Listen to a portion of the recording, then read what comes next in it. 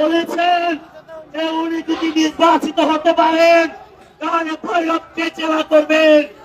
আমি তাকে উদ্দেশ্য করে বলতে চাই, আপনি কিশোরগঞ্জ জেলার সভাপতি থেকে আপনি এই কথা বলতে পারেন না।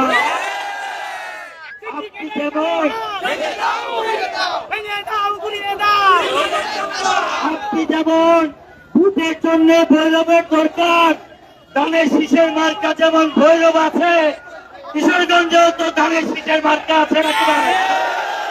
সুতরাং কিশোরগঞ্জের ধানের শীষের মানুষকে বঞ্চিত করে আর যাই হোক আমরা সে অন্যায় কাজটা হইতে দিতে পারি না।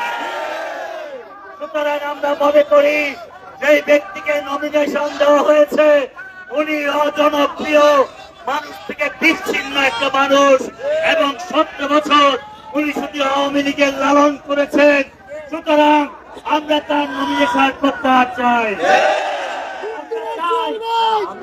আমরা চাই কোন অবস্থাতেই যেই মানুষটা 17 বছরে ভূমিকা রাখতে পারে নাই, যেই মানুষটার সাথে মানুষের কোন সম্পর্ক নাই, সেই মানুষটা 17টা ইউনিয়নের ইতিমধ্যে আমাদের মাঝে এসে উপস্থিত হয়েছেন বীর মুক্তিযোদ্ধা ঢাকা বিভাগীয় সড়ক প্রশাসক